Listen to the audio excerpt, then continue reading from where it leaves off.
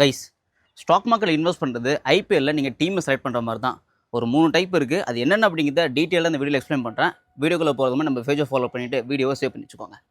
First one, large cap. இதுக்கு example நம்ம எம்ஐசிஎஸ்கே எடுத்துப்போம். கன்சிஸ்டண்ட்டாக பர்ஃபார்ம் பண்ணிருக்காங்க, ஆல்ரெடி கப்பு வின் பண்ணிருக்காங்க, ரொம்ப ஸ்ட்ராங்கான டீமும் கூட. மேக்ஸிமம் டைம் அங்கே ப்ளே ஆஃப் போயிடுவாங்க. ஸோ நம்மளோட இன்வெஸ்ட்மெண்ட் சேஃபாக இருக்கும். Next mid gap. இப்போது இதில் நிறைய டீம்ஸ் இருக்குது. எக்ஸாம்பிளுக்கு ஆர்சிபி, பஞ்சாப் கிங்ஸே எடுத்துக்கிறேன். இவங்க இருக்கக்கூடிய டீம் பிளேயர்ஸ் எல்லாமே ரொம்ப டேலண்டடாக இருப்பாங்க.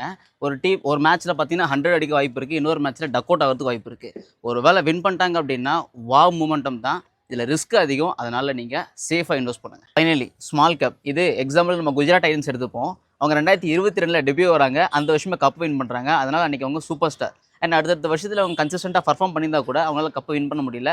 So high risk high reward தரக்கூடிய ஒரு இண்டெக்ஸ் பார்த்து இன்வெஸ்ட் பண்ணுங்கள், சேஃபாக இன்வெஸ்ட் பண்ணுங்கள். அண்ட் இதுதான் large mid small cap stocks இருக்கக்கூடிய டிஃப்ரெண்ட்டு.